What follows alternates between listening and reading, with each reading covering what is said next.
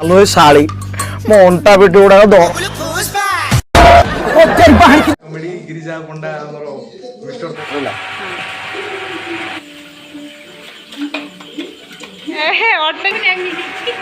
ना ना ना सी आस जय जगन्नाथ मु आज आसी आम शिपुन घर को शिपुन को आपण मैंने गोटे कमेडी देखिथे तार भल दिन भल बार बोली किछि नाही तू रज परा दिन जाई सकाळ उठी मद पी देके आइलुनी छी छी छी छी छी मते मरण होनी रे कूल बो कूल एटी बासन उडा पड़ी जी ए मांजी दे के मते पिठा दी खंड दे अब मु खाई के रज दोड़ी खेलते छी काया मो दोटा सो झगड़ा कुछु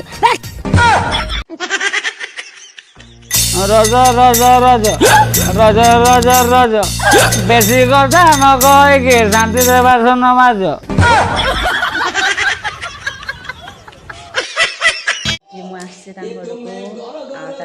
इंट्रोडक्शन करते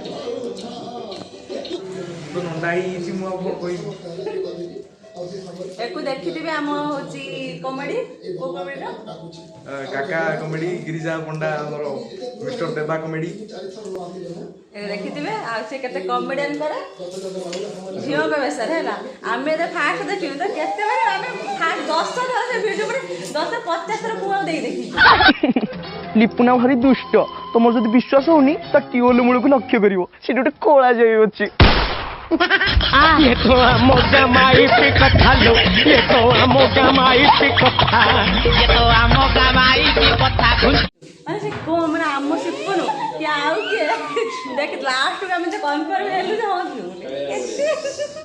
अच्छा ताकू आमे एते देखि नेले से कोन कहया कोन कोई मो नानी तो कहउचंती स्पेशल खाଇବା ମୋ ପାଇଁ बनाउछि सिपुनु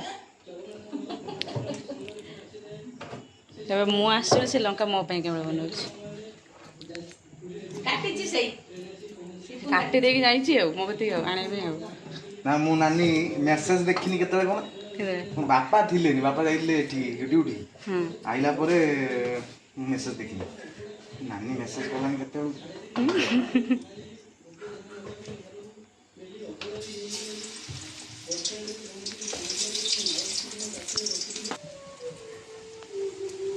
लाल पड़ेगा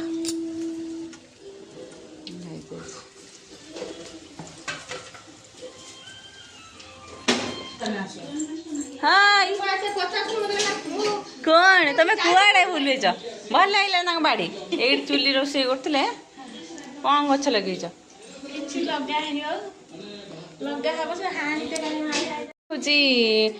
लंका पकने मुझे खाए शुक्ला लंका क्या खाए कंचा लंका खाए हाँ हाँ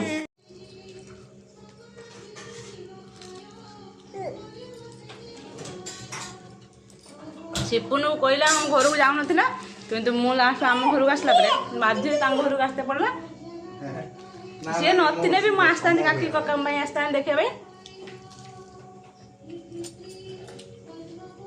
से रोज कि जाऊ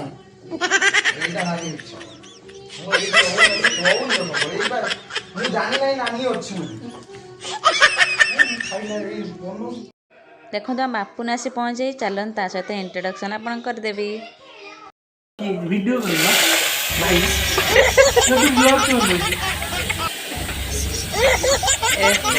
एको देखी नथिले ये होय बापू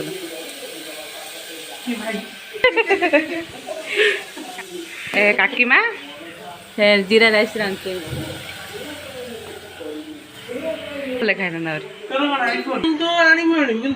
आईफोन जो किनी न पड़ी से माने कोन करिए रियलमी भलो मोर फ्लैश तो दे तू लाइट आस न फ्लैश एई पई देखुन चिकन हमर बढ़िया आसे चांदी जी भी सेया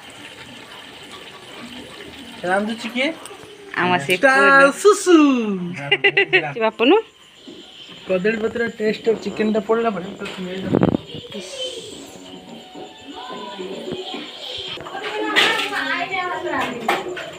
जीरा राइस टाइम है ना जीरा काकी ଚାଲନ୍ତୁ ଜଲ୍ଦି ଜଲ୍ଦି ସେ ତ ପାମ୍ପଡ଼ ଛାଙ୍କି ଦେଲାଣି ସିପୁନୁ, କାରଣ ଜଲ୍ଦି ଜଲ୍ଦି ଛାଙ୍କି ଦେଲେ ମୁଁ ଖାଇକି ଘରକୁ ପଳେଇମି, କାରଣ ଗୁଡୁକୁ ମୁଁ ଛାଡ଼ି ଦେଇ ଆସିଛି। ଆଉ ଦେଖନ୍ତୁ କେତେ ସୁନ୍ଦର ଭାବରେ ସେ ପାମ୍ପଡ଼ ଛାଙ୍କୁଛି। ଆଉ କାକିମାଙ୍କୁ ଦି ଭାଇ ଏମିତି ବହୁତ ହେଲ୍ପ କରନ୍ତି। କାକିମାଙ୍କର ଝିଅ ନଥିଲା କ'ଣ ହେଲା, ପୁଅମାନେ ଯେତିକି ହେଲ୍ପ କରୁଛନ୍ତି ନା, ଆଜିକାଲିର ଝିଅମାନେ ସେତେ ବି ହେଲ୍ପ କରୁନାହାନ୍ତି ମାଆମାନଙ୍କୁ। କିନ୍ତୁ ଏ ଦି ଭାଇ ମାନେ ଟିକେ ନିଆରା, ତାଙ୍କ ମାଆକୁ ବହୁତ ଭଲ ପାଆନ୍ତି, ବହୁତ ସପୋର୍ଟ କରନ୍ତି। ଆମ ଭିଡ଼ିଓ ଯଦି ଆପଣମାନଙ୍କୁ ଭଲ ଲାଗୁଛି ଲାଇକ୍ କରିଦେବେ, ଟିକେ ସେୟାର କରିଦେବେ, ସବସ୍କ୍ରାଇବ୍ ବି କରିଦେବେ। ଛୋଟ ଛୁଆଟା ସେଥିପାଇଁ ମୁଁ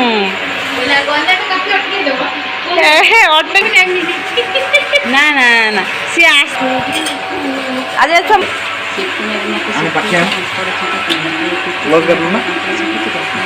ଚଟାପଟ ଦେଖିଦେଉଛି। ଆଉ ଏବେ ଚାଲନ୍ତୁ ବାପୁନ କାକାଙ୍କୁ ଦେଉଛି ଖାଇବା ପାଇଁ, ତାପରେ ଆମ ପାଇଁ ବାଡ଼ିବ। ଚାଲନ୍ତୁ ଫଟାଫଟ ଖାଇଦେବା, ଆମର ବସିବା ଭାତ ପାଣି ଖାଇଦେଲେ ନା। ଚାଲନ୍ତୁ ଆଉ ବସେଇଲେ ଅଳ୍ପ ବସେଇଥିଲେ ହେଇଥାନ୍ତା ନା, ଆଉ ଏ ଭାତ ବି ଖାଇ ହେବନି ପରା।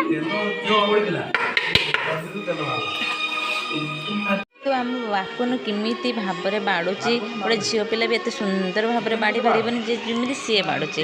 ଆଉ ଆପଣମାନେ ବି ଦେଖି ବହୁତ ଖୁସି ହୁଅନ୍ତି, ଗୋଟେ ପୁଅ ପିଲା ଏତେ ସାରା କାମ କରିପାରୁଛି, ତାହେଲେ ଆମେ ଝିଅମାନେ କ'ଣ କାମ ନ କରିପାରିବା। ଖାଇବୁ, ଆପଣମାନେ ଜଲ୍ଦି ଜଲ୍ଦି ଆମ ସହିତ ଯୋଡ଼ି ହେଇଯାଆନ୍ତୁ।